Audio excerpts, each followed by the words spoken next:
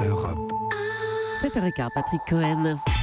Le vrai faux, Géraldine Wassner, est notre intelligence qui serait menacée. Oui, la chaîne Arte présentait ce week-end un documentaire effrayant relayé par de nombreux médias. Demain, tous crétins, c'est le titre. Les perturbateurs endocriniens mettraient notre intelligence en danger. Le quotient intellectuel a augmenté jusqu'au milieu des années 90. Et depuis, il baisse, année après année. Notre environnement est rempli de brome, de chlore, de fluor. Ce sont donc les premiers suspects parmi les perturbateurs endocriniens qui pourraient affecter le développement cérébral. Le quotient intellectuel, le QI, baisse année après année, vrai ou faux ? En fait, Patrick, on n'en sait rien. Et c'est le problème de ce documentaire qui joue sur les peurs. Car si les perturbateurs endocriniens posent problème, ils agissent sur la thyroïde qui produit des hormones essentielles au développement du cerveau.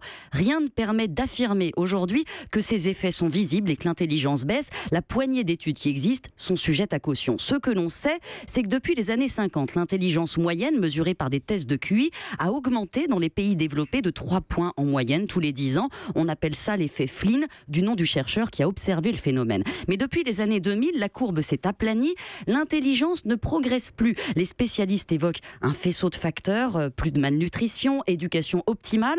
Dans les pays en voie de développement, en revanche, la Chine par exemple, la progression continue. Maintenant, ceux qui parlent de baisse s'appuient sur une étude essentiellement conduite en Finlande sur des cohortes annuelles de 25 000 conscrits. Leur intelligence aurait baissé de 2 points ces 10 dernières années, mais les autres recherches convoquées pour renforcer cette thèse sont peu sérieuses. Chez nous, par exemple, en France, le QI aurait baissé de 4 points, mais l'étude a porté sur une toute petite cohorte de 79 personnes dont on ne sait rien, et le chercheur qui l'a réalisé est un racialiste dont le but principal était de prouver l'infériorité du QI des Noirs sur celui des Blancs. Il cite d'ailleurs l'immigration massive comme cause de cette baisse. Il faut se rappeler enfin que ces tests de QI ne sont qu'un indicateur, ils ne mesurent qu'une forme d'intelligence. Le documentaire alerte aussi sur les troubles du comportement, déficit d'attention, troubles autistiques. Oui, qui augmenteraient, mais attention encore, ce qui augmente, ce sont les diagnostics posés sur ces troubles, complexes à définir, qu'on connaît mal et dont les causes sont multiples.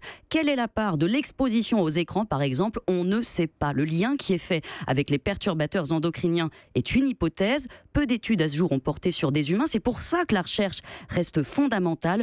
Une recherche sereine, c'est toujours préférable. Géraldine Wassner, perturbatrice de fausses nouvelles chaque matin sur Europe. Europe. Europe 1.